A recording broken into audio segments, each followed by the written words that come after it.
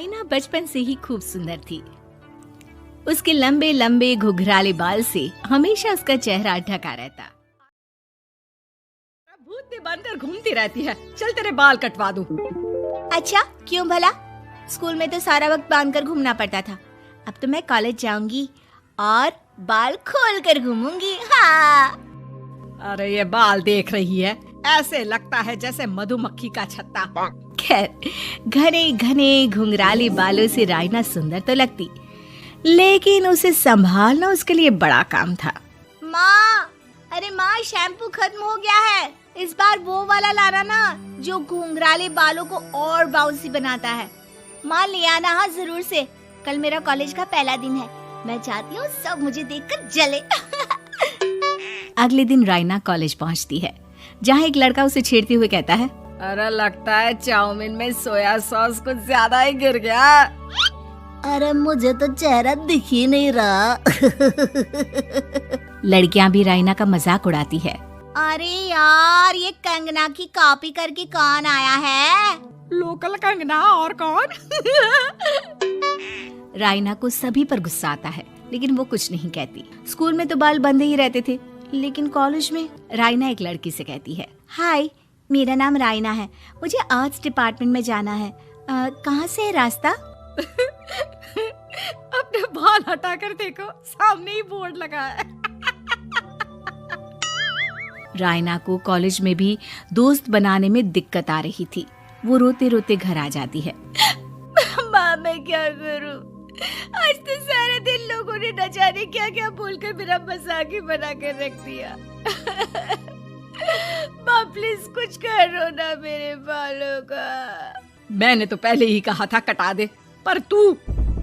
अरे कटाने से क्या होगा, उल्टा जो थोड़े बांध कर ये इन्हें समेट सकती है ना, वो भी नहीं कर पाएगी।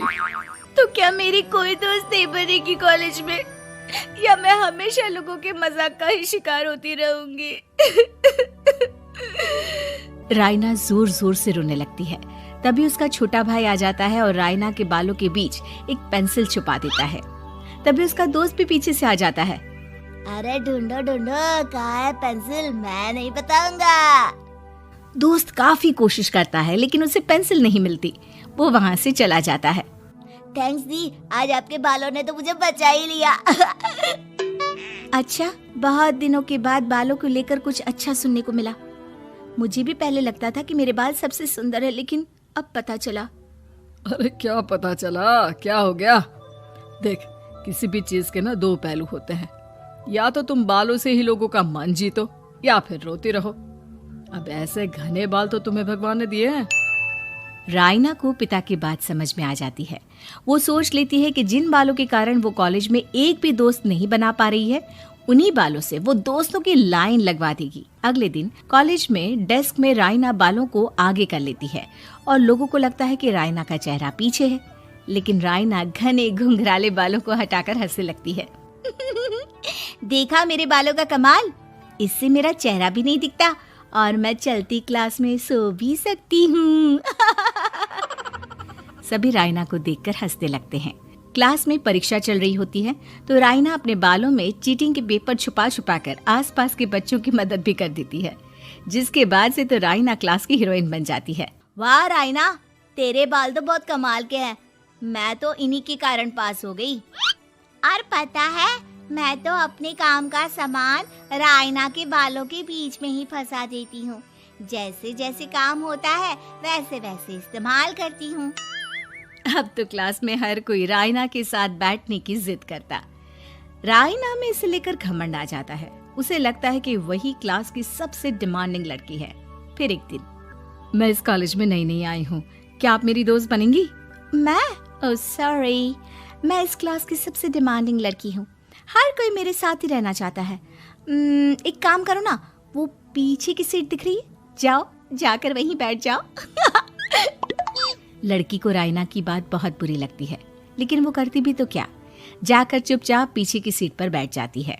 तो आज का लेसन सबने याद किया है ना बराबर से? जितनी भी चीटिंग करने वाली लड़कियां थी, वो राइना के पीछे जाकर बैठ जाती है और जोर से चिल्लाती है, जी मैम, सब कुछ याद है, कहीं से भी पूछ लो, हम तो मास्टर है मास्टर। क्यों? ये बोलकर वो रायना के कंधे पर हाथ रख देती हैं। रायना भी खुश होती है कि कॉलेज की सबसे स्मार्ट लड़कियों का ग्रुप उसका दोस्त है। पीछे बैठी वो लड़की देखती है कि कैसे मैडम के सवाल लड़कियां रायना के सर को देखकर दे रही है। शाबाश, मुझे खुशी है कि तुम लोग इतनी अच्छी पढ़ाई करने लगी हो। मैं प्रिंसिपल से कहकर तुम लोगों की स्कॉलरशिप की बात करूंगी, जिससे तुम लोगों के माता पिता का पैसा जो फीस में लग रहा है वो बच जाए। सभी लड़कियां खुश हो जाती हैं। टीचर के जाने के बाद एक लड़की कहती है, गर्ल्स, अब हम लोग ना सिर्फ सबसे स्मार्ट बल्कि सबसे इंटेलिजेंट भी हो गए हैं। इसी बात पर आने वाले संडे को मेरे घर पर पार्टी, सबको आना है, ओके? सभी लड़कियां पार्टी के लिए एक्साइटेड हो जाती हैं। रायना भी। माँ, मेरे कॉलेज की सबसे स्मार्ट लड़की ने पार्टी रखी है संडे को। मैं भी वहाँ सबसे अच्छी दिखना चाहती हूँ, लेकिन ये बाल। घुंघराले बालों का तो कर भी क्या सकती है। तभी उन लोगों की नजर पार्लर के एक इश्तिहार पर पड़ती है जो 3000 रुपए में बाल स्ट्रेट कर रहा था। माँ, मुझे पैसे देना, मैं बाल सीधे करवा कर आती हूँ। संडे को पार्टी में सबसे अच्छी लगूंगी। बस फिर क्या था, अपने घुंघराले बालों को रायना पार्लर जाकर स्ट्रेट यानी कि सीधा करवा लेती है। और फिर पार्टी वाले दिन, हाय गर्ल्स, कैसी लग रही हूँ मैं? ओह नो, शिट, ये क्या करवा लिया बालों का हाल? और जिसके घर पार्टी थी वो लड़की, अरे ये क्या करवा लिया? तुम्हें मालूम नहीं है, जिस बालों में चीटिंग रखकर हम लोग टीचर के अगर इम्प्रेशन जमाते थे, उन बालों को तुमने। अरे हमें तो स्कॉलरशिप भी मिलने वाला था, अब तुमने बाल सीधे करवा लिए। अब तुम हम लोगों के लिए किसी काम की नहीं हो। अरे लेकिन हम दोस्त तो है ना, क्या मैं अच्छी नहीं लग रही हूँ? हमें तेरे अच्छे और बुरे लगने की कोई जरूरत नहीं है। हम लोगों को तेरे बालों से फायदा था, अब वो नहीं है तो हम तेरे दोस्त भी नहीं है। जा जाकर बाल वापस घुंघराले करके आ, तभी तो हम लोगों की दोस्त बन सकती है। रायना रोते रोते घर आती है और माँ को सारी बात बता देती है। माँ, ला पैसे दे, मैं बाजार जाकर बाल ठीक करा के आती हूँ। लेकिन माँ, मुझे ये बाल बहुत अच्छे लग रहे हैं, काश ये बाल मैं पहले ही सीधे करवा लेती। देख बेटा, पैसे तो मैं तुझे दे दूं, लेकिन वैसे बाल करके तू फिर ऐसे दोस्त बनाएगी जो तेरे साथ मतलब के लिए जुड़े हैं।